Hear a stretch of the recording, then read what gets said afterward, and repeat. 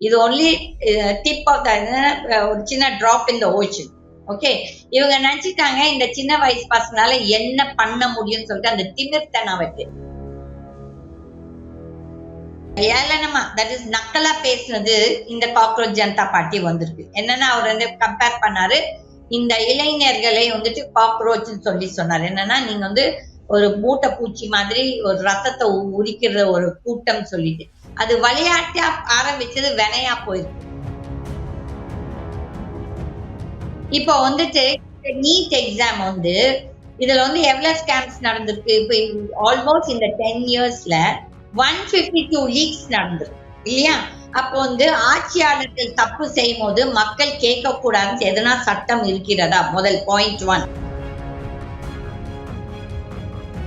அந்த இளைஞர்கள் போராட்டத்துல 200% நியாயம் இருக்கிறது. அந்த மினிஸ்டர் வந்து he has to take responsibility. But அந்த ஸ்டூடெண்ட்ஸ் வந்து ரொம்ப ரொம்ப மெச்சூர்டா ரொம்ப இந்த போலீஸ் வந்து அவங்கள உஸ்பேசுறாங்க கோவப்படணும்னு சொல்லிட்டு. ஆனாலும் அந்த குழந்தைங்க ரொம்ப நியாயமா நடந்து கொண்டிருக்கிறார்கள். அப்ப வந்து மோடிக்கும் அமித்ஷாவுக்கும் இந்த ஆளும் வர்க்கம் எந்த கட்சியா இருக்கட்டும் எந்த ஆட்சியா இருக்கட்டும் நினைத்து கொள்ளாதீர்கள், மக்கள் சும்மா இருப்பார்கள். நேரம் வந்தாச்சு. நான் என்ன சொன்னேன், என்னைக்கோ ஒரு நாள் கடவுள் வந்து ஒருத்தர் அனுப்புவார் இவங்க இந்த செய்யற அயோக்கியத்தனத்தை கேள்வி கேட்க. இது ஆரம்பம். அப்ப வந்து இந்த ஆட்சியாளர்கள் எல்லோருமே யாருமே மக்கள் சேவைக்காக வரல, எல்லாருமே நாட்டை கொள்ளையடிக்கிறதுக்கு தான் வந்திருக்காங்க. இதை வந்து மக்கள் வந்துட்டு கண்டிப்பா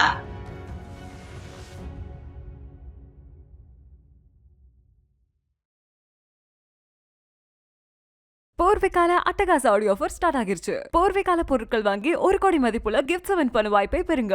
கிங் டிவி நேயர்கள் அனைவருக்கும் வணக்கம். இன்னைக்கு நம்ம இன்டர்வியூல நம்மோட இணைஞ்சிருக்க சிறப்பு விருந்தினர் மூத்த வழக்கறிஞர் திருமதி கீதா அவர்கள். வாங்க பேசுவோம். மேம் வணக்கங்க மேம். வணக்கம். அம்மா, இப்போ நாடு முழுக்கவே ஒரு தீயா பரவிட்டு இருக்கிற விஷயம் என்னன்னு பாத்தீங்கன்னா காக்ரோச் ஜனதா கட்சி. அந்த கட்சியில இருக்க இளைஞர்கள் வந்து போராட்டம் தான் இன்னைக்கு வந்து இந்தியா முழுக்க பேசக்கூடிய ஒரு விஷயமா இருக்கு. அரசியலையும் தாண்டி இப்போ இளைஞர் புரட்சி வெடிச்சிருக்கா அப்படின்னு ஒரு கேள்வி வந்திருக்கு. இதை நீங்க எப்படி பாக்குறீங்க? இன்னைக்கு இளைஞர்கள்லாம் சேர்ந்து போராட்டம் பண்றாங்க. டெல்லியில இருந்து இப்ப தமிழ்நாட்டுல அந்த போராட்டம் வந்து தொடர்ந்து ஆரம்பிச்சுட்டு போயிட்டு இருக்காங்க. எப்படி பாக்குறீங்க இந்த இளைஞரோட புரட்சிய? இது வந்து it's a little too late but never late. நான் என்ன சொல்றேன்னா, இப்பதான் மக்கள் வந்துட்டு விழிப்பு உணர்வோடு நடந்து கொண்டிருக்கிறார்கள். இது வந்துட்டு காக்ரோச் ஜனதா பார்ட்டி நான் சொல்ல மாட்டேன். நான் அங்க வந்திருக்கவங்க எல்லாருமே அவங்க மெம்பர்ஸ் கிடையாது. இது வந்து மக்களோட புரட்சி. இளைஞர்கள் பிளஸ் இப்போ வந்துட்டு ஈவன் விவசாயிகள் வந்தாச்சு, நடுத்தர மக்களும் நிறைய பேர் வந்திருக்காங்க. அம்மாமார்கள் சின்ன குழந்தைங்களை தூக்கிட்டு வந்து எங்க குழந்தைங்களை சாவடிங்கன்னு சொல்லிட்டு துணிஞ்சு வந்தாச்சு. அதான் சொல்ற பாருங்க, மக்கள் சக்தி மகேசன் சக்தி சொன்னது தப்புக்கு இல்ல.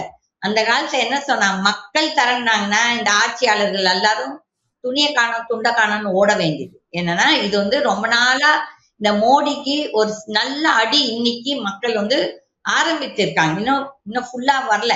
ஓகே, இது ஒன்லி டிப் ஆஃப் த ஒரு சின்ன டிராப் இன் த ஓஷன்.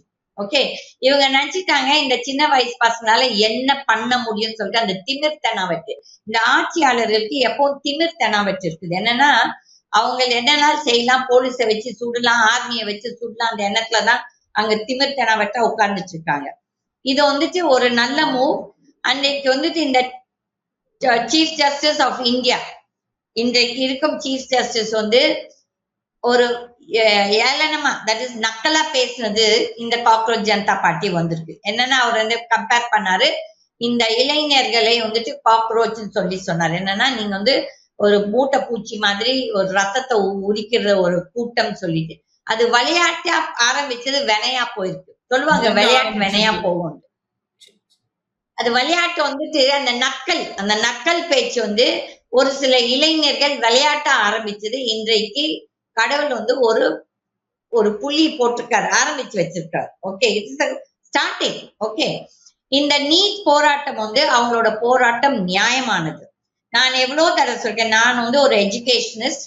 எனக்கு தெரியும் இந்த NEET exam is a waste of time and energy. என்னன்னா இந்த நீட் எக்ஸாமுக்கு முன்னால ஃபார் எக்ஸாம்பிள் ஒரு காலகட்டத்துல இந்த டோட் எக்ஸாம் ஒன்று இருந்துச்சு நம்ம தமிழ்நாட்டுல, சரிங்க. இந்த இன்ஜினியரிங் அண்ட் மெடிக்கல் ஸ்டூடெண்ட்ஸ். அதுக்கப்புறம் ஐ திங்க் ஜெயலலிதா வந்து அது ஜெயலலிதாவோ இல்ல கலைஞர் பீரியட்லயோ அதை வந்து நிறுத்திட்டாங்க. அப்போ தேர்ந்தெடுத்த இல்ல ஸ்டூடெண்ட்ஸ் எல்லாம் நல்ல டாக்டர்ஸ் கிடையாதா? அன்னைக்கு மார்க் பார்த்து கொடுத்தீங்க. இப்போ வந்துட்டு எந்த இதால நீங்க நிஜமாவே நல்லா படிக்கிற குழந்தைங்க இந்த எக்ஸாம்ல வந்து ஃபெயில் ஆறாங்க, இல்லாட்டி ஏதோ கோல்மால் பண்றாங்க. நிறைய கோல்மால் நடக்குது. இந்த இப்போ வந்துட்டு நீட் எக்ஸாம் வந்து இதுல வந்து எவ்வளவு ஸ்கேம்ஸ் நடந்திருக்கு. இப்ப ஆல்மோஸ்ட் இந்த 10 இயர்ஸ்ல 152 லீக்ஸ் நடந்திருக்கு இல்லையா? அப்போ வந்து ஆட்சியாளர்கள் தப்பு செய்யும் போது மக்கள் கேட்க கூடாதுன்னு எதனா சட்டம் இருக்கிறதா? முதல் பாயிண்ட் 1. பாயிண்ட் 2, நான் வசதியான ஒரு ஃபேமிலில இருந்து வந்த ஒரு பெண்மணி தான். ஆனாலும் எனக்கு வசதி இருக்கிறதால நான் வந்து பேப்பரை விலைக்கு வாங்கிட்டு அப்ப வந்து நான் எழுதிட்டு பாவம் நிஜமாவே கஷ்டப்பட்டு படிக்கிற குழந்தைங்க எவ்வளவு பேர் இருக்காங்க பற்றோட. ஓகே, அப்ப அந்த குழந்தைங்களோட நிலைமை என்ன ஆகுது? அந்த மாதிரி குழந்தைங்க தானே இப்போ பயந்துட்டு 22 பேர் தற்கொலை பண்ணிருக்காங்க. அப்ப இந்த கவர்மெண்ட் 22 குழந்தைங்க மட்டும் கிடையாது, இதனால் நீட்டால் எவ்வளவு குழந்தைங்க தற்கொலை பண்ணிருக்காங்க நம்ம தமிழ்நாட்டிலே. அனிதான்ட்டு ஃபார் எக்ஸாம்பிள். அப்ப இந்த குழந்தைங்களோட உயிர்க்கோ இல்ல வாழ்க்கைக்கோ யார் உத்தரவாதம் கொடுக்கணும்? இந்த அரசாங்கம். அப்புறமேலு இதுல எல்லா கட்சிகளும் தவறு செய்திருக்கிறார்கள். ஏனென்றால் இந்த NEET exam actually first Congress UPA கவர்மெண்ட்ல தான் அவங்க வந்து ப்ரொபோசல் பண்ணிருக்காங்க. அப்போ வந்து அதுக்கு கையெழுத்து போட்டது இன்றைக்கு இந்த பழைய டிஎம்கே கவர்மெண்ட்டும் அதுக்கு பங்கு இருக்கிறது.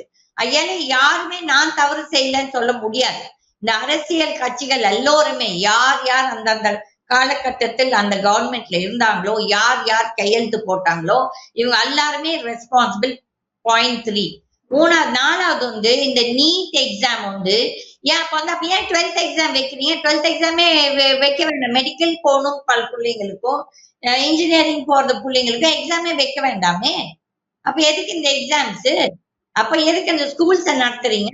இந்த எக்ஸாம் நீ வேணா அதுலயே மெர்ஜ் பண்ணு.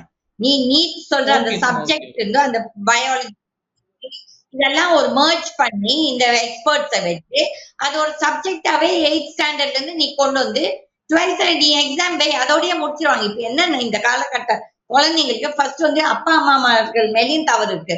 அவங்க வந்து குழந்தைங்களை நீ வந்து டாக்டர் தான் ஆகணும்ட்டு ஒரு அழுத்தம் கொடுக்குறாங்க. பாவம் அந்த பிள்ளைங்க பாவம் அந்த இதுலயும் இப்ப நான் பாக்குறேன் இல்ல பிள்ளைங்க எல்லாருமே ஸ்கூலுக்கு போறாங்க வராங்க, டியூஷனுக்கு அப்புறம் இந்த நீட் கிளாஸஸ்க்கு போறாங்க. இதெல்லாம் தேவையா? அந்த குழந்தைங்களுக்கு எவ்வளவு மன அழுத்தம் நீங்க கொடுக்குறீங்க, எவ்வளவு டென்ஷன். இதால அவங்க ஹெல்த் கெடுது, அவங்களோட டோட்டல் இது அவங்களுக்கு உலக வாழ்க்கை என்னன்னு தெரியறது இல்லை. அப்ப இது வந்து ஆட்சியாளர்கள் தவறும் இருக்கிறது. இது இந்த கேள்வி முதல்லயே கேட்டுக்கணும். இது கொஞ்சம் லேட்டா வந்திருக்கு, பட் கரெக்டா வந்திருக்கிறது. அந்த இளைஞர்கள் போராட்டத்துல 200% நியாயம் இருக்கிறது. அந்த மினிஸ்டர் வந்து he has to take responsibility. ஒரு காலகட்டத்துல ரயில் ஆக்சிடென்ட் ஆனப்போ லால் பகதூர் சாஸ்திரி அந்த காலகட்டத்தில் I think it is 1965 I stand corrected over the year அவர் ரிசைன் பண்ணாரு. ஆனா இன்றைக்கு இருக்கும் இந்த பிஜேபி கவர்மெண்ட்ல இருக்கும் ஒரு மந்திரிக்காவது அந்த மனசாட்சி என்பதே கிடையாது. அவங்களோட கோரிக்கை நியாயமான விஷயம் அப்படின்னு. ஆனா அந்த இளைஞர்கள் மேலே வந்து தாக்குதல் பண்றாங்களே மேம். இப்ப நேத்துக்கு நீங்க நியூஸ்ல கூட பாத்திருப்பீங்க. அந்த இளைஞர்கள் மேல அங்க இருக்க பெண்கள் மேல போலீசார் வந்து அத்துமீறி தாக்குதல் பண்றாங்க. அங்க இருக்க பெண்கள்கிட்ட வந்து தவறா நடந்துக்கிறாங்க. இந்த சேஜியும் பண்ணிருக்காங்க. இதை எப்படி பாக்குறீங்க? இது வந்துட்டு அந்த போலீஸ்காரங்க மேல பாஸ்கோ கேஸ் போடணுங்க. யாருன்னா ஒருத்தர் பிஐஎல் எடுத்து பாஸ்கோ கேஸ் போடணும். ஏன்னா இது வந்து தொடர் கடை. இன்றைக்கு பாஸ்கோ படி தப்பா தொட்டீங்கன்னா அது வந்து கம்ஸ் அண்டர் பாஸ்கோ. ஆனா யாருன்னா ஒருத்தர் செய்ய முடியுமா? அப்படியே செஞ்சாலும் இந்த கோர்ட்டுக்கு வந்து உடனே நம்பர் பண்றாங்களா, உடனே லிஸ்ட் பண்றாங்களா? ஒன்னும் பண்றது. இப்ப எனக்கு தெரிஞ்சு ஒரு மாணவன் இந்த ஈஷால வந்து பாஸ்கோ கேஸ் வந்து போட்டிருக்கான். ஆனா இந்த மெட்ராஸ் நீதிமன்றத்துல அது வந்து லிஸ்ட் ஆகியே வருது இல்லை. ஏன்னா அந்த ஈஷா காரனுக்கு அவ்வளவு பணம் இருக்கிறது. அந்த இது செக்ஷன்ல போய் பணம் கொடுத்து அந்த கேஸ் லிஸ்ட் ஆகாதபடி செய்யறான். அப்ப எவ்வளவு மக்களுக்கு வந்து இப்ப நாங்களாம் ஆக்டிவிஸ்டுங்க, எவ்வளவுதான் எங்களால செலவு பண்ண முடியும், எவ்வளவுதான் எங்களால டெய்லி கோர்ட்டுக்கு போயிட்டு இருக்க முடியும்? இதே நம்ம குழப்பம் கிடையாது இல்லையா? அப்ப வந்துட்டு இந்த போலீஸ் நடந்து கொண்டது டெல்லியில ரொம்ப ரொம்ப தப்பு. அதுக்கப்புறம் ஸ்டூடெண்ட்ஸ் ரொம்ப மரியாதையா தான் நடந்துட்டு இருக்காங்க. ஈவன் ஸ்டூடெண்ட்ஸ் ரொம்ப நிதானமா கூட பேசுறாங்க. அவங்க வந்து கொஞ்சம் சத்தமா கூட பேசுறப்ப நான் கூட சத்தமா பேசுறேன். பட் அந்த ஸ்டூடெண்ட்ஸ் வந்து ரொம்ப ரொம்ப மெச்சூர்டா ரொம்ப ரொம்ப இந்த போலீஸ் வந்து அவங்கள உஸ்பேத்துறாங்க கோவப்படணும்னு சொல்லிட்டு. ஆனாலும் அந்த குழந்தைங்க ரொம்ப ரொம்ப நியாயமா நடந்து கொண்டிருக்கிறார்கள். இது வந்துட்டு இன்றைக்கு அரசியல் கட்சிகள் ஆதாயம் தேட எல்லாரும் போயிருக்காங்க. But okay, it's never too late போயிருக்கானுங்க. இப்ப நீங்க சொல்றீங்க டெல்லியில நடந்த போராட்டத்தை நோக்கி இப்ப தமிழ்நாடு இளைஞர்களும் வெடிக்க ஆரம்பிச்சிருக்காங்க. இப்ப அங்கங்க போராட்டம் நடந்துட்டு இருக்குங்களா மேம்? நேத்து வந்து சினிமா துறை சார்ந்தவங்க கண்டனம் தெரிவிச்சிருக்காங்க. அதாவது டெல்லியோட அந்த போராட்டம் தமிழ்நாட்டிலும் எதிரொலிச்சிருக்கு அப்படின்னு சொல்றாங்க மேம். இதை எப்படி பாக்குறீங்க மேம்? ஆமாங்க, டெஃபினட்டா ஸ்டூடெண்ட்ஸ் எல்லாத்துலயும் because it's just not Delhi ஸ்டூடெண்ட்ஸ்க்காக இந்த நீட் இது போராட்டம் கிடையாது. இந்தியா இது முழுக்க நாடு இந்தியா முழுவதும் இந்த NEET exam is a problem.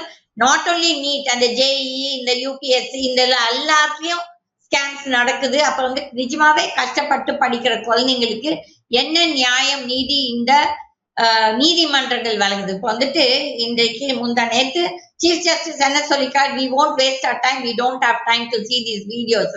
அப்ப எதுக்கு அவர் அந்த பதவியில உட்கார்ந்துட்டு இருக்காரு? டைம் இல்லாட்டி கிளம்ப வேண்டியது தானே? வேற யாருன்னா ஜட்ஜுக்கு கொடுக்க வேண்டியது. there are so many judges, almost 50+ judges இருக்காங்க சுப்ரீம் கோர்ட்ல. யாரோ ஒருத்தர் கேட்க உனக்கு டைம் இல்ல, சரி what about the other judges? யாரோ ஒருத்தர் ஏன் அந்த மேடத்துக்கு கொடுத்துருக்காங்க, justice Nagarathna would have given a நல்ல ஜட்ஜ்மெண்ட். ஏன்னா அந்த அம்மாவுக்கு நீதி நியாயம்னா தெரியுது, மனசாட்சினா என்ன இருக்குது. ஏன்னா இவங்க எல்லாருக்கும் என்ன தெரியுமா, அந்த பதவியில உட்கார்ந்து அவங்களுக்கு வழி தெரியறது இல்ல. இப்ப எவ்வளவு குழந்தைங்க வந்து பாதிக்கப்பட்ட குழந்தைகள், பாதிக்கப்பட்ட ஃபேமிலிஸ், அது அவங்களுக்கு மட்டும் அவங்க சண்டை போடல, அவங்க இன்னும் வருங்கால சன்னதிகளுக்கு தான் இந்த போராட்டமே நடக்குது. ஓகே, அதுக்கப்புறம் நிறைவான ஒரு கேள்வி மேம். சொல்லுங்க. அதாவது இதே மாதிரி இளைஞர்கள் புரட்சி வந்து நேபாளத்திலும் நடந்திருக்கு, வங்காளதேசத்திலும் நடந்திருக்கு, மிகப்பெரிய ஒரு ஆட்சி மாற்றமே வந்திருக்கு. ஏன் நம்ம இந்தியாவில எடுத்துட்டீங்கன்னா தமிழ்நாட்டிலே வந்து ஜல்லிக்கட்டுக்கு எதிரான பல விஷயங்கள் நடக்கும் போது இளைஞர்கள் ஜல்லிக்கட்டுக்காக போராடினாங்க. இன்னைக்கு ஜல்லிக்கட்டு நடந்துட்டு இருக்கு. இந்த மாதிரி இந்த இளைஞர்களோட புரட்சி அடுத்து எதை நோக்கி போக போகுது, இந்த இளைஞர்களோட போராட்டம் என்ன நடக்க போகுது இப்போ?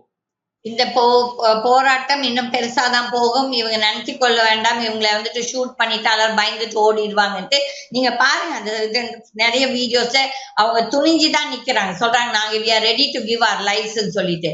அப்ப வந்து மோடிக்கும் அமித்ஷாவுக்கும் இந்த ஆளும் வர்க்கம் எந்த கட்சியா இருக்கட்டும் எந்த ஆட்சியா இருக்கட்டும் நினைத்து கொள்ளாதீர்கள், மக்கள் சும்மா இருப்பார்கள். இது நேரம் வந்தாச்சு. நான் என்ன சொன்னேன், என்னைக்கோ ஒரு நாள் கடவுள் வந்து ஒருத்தர் அனுப்புவார் இவங்க இந்த செய்யற அயோக்கியத்தனத்தை கேள்வி கேட்கறதுக்கு.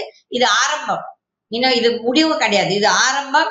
இன்னும் நிறைய வருது. ஏன்னா இப்ப வந்துட்டு ஈவன் இந்த ஃபார்மர்ஸ் இன்னைக்கு பஞ்சாப் ஃபார்மர்ஸ் வந்தாச்சு, அவங்களும் வந்துட்டு இந்த அமெரிக்காவுக்கு கையெழுத்து போட்டது கேள்வி கேட்க வந்திருக்காங்க, இவங்களுக்கு ஆதரவு சொல்ல வந்திருக்காங்க. இன்னும் நடுத்தர மக்களும் தட் இஸ் மிடில் கிளாஸ் ஃபேமிலிஸும் இன்னைக்கு ரோடுக்கு வந்தாச்சு.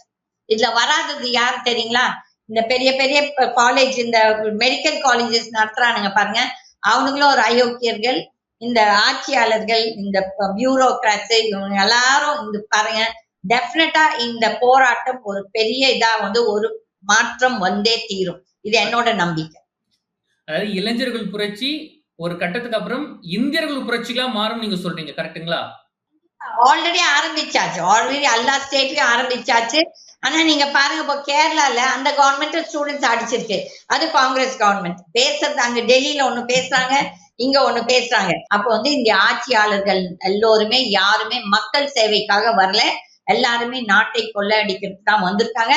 இதை வந்து மக்கள் வந்துட்டு கண்டிப்பா இத என்னன்னு சொல்லி இந்த மாற்றம் வந்தே தீரும். இந்த போராட்டத்தெல்லாம் இந்த இளைஞர் போராட்டத்தால் பிளஸ் இந்த விவசாயிகள் போராட்டத்தால் ஒரு மாற்றம் கண்டிப்பா வந்தே தீரும், இது என்னோட நம்பிக்கை.